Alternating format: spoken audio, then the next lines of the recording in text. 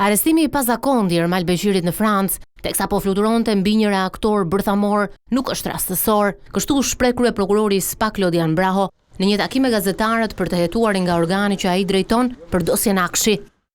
Prokuroria në çdo rast merr vendimin e gjykatës, ia çon organit që ka për detyrë ekzekutimin. Nuk ka qenë veprim I rastësishëm. Grupi jetimor prej disa javësh ka qenë në kontakt me autoritetet franceze, ka pasur informacion. Ai ka qenë I lokalizuar prej disa javësh. Nuk ka qenë qëllimi vetëm tek arrestimi, por edhe tek veprime të tjera hetimore. Në ditët në vijim do të kemi informacion zyrtar. Kaq mund të ndaj sot. Drejtësia shqiptare ka nisur procedurat për ekstradimin e biznesmenit Ermal Beqiri, për të cilin SPA ka lëshuar urdhër arrest, ndërsa ai vetë është vënë në paraburgim.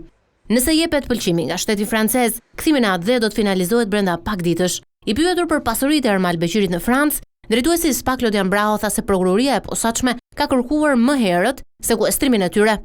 Ne kishim kërkuar më herët nga autoritetet franceze sekuestrimin e pasurive të Ermal Beqirit. Nuk bëhet fjalë vetëm për avion, por edhe për pasuri të tjera. Ne kishim informacion, e kishim lokalizuar dhe kishim nisur let porosi drejt Francës për kryerjen e disa veprimeve hetimore, për të cilat do të keni shumë shpejt edhe një njoftim zyrtar.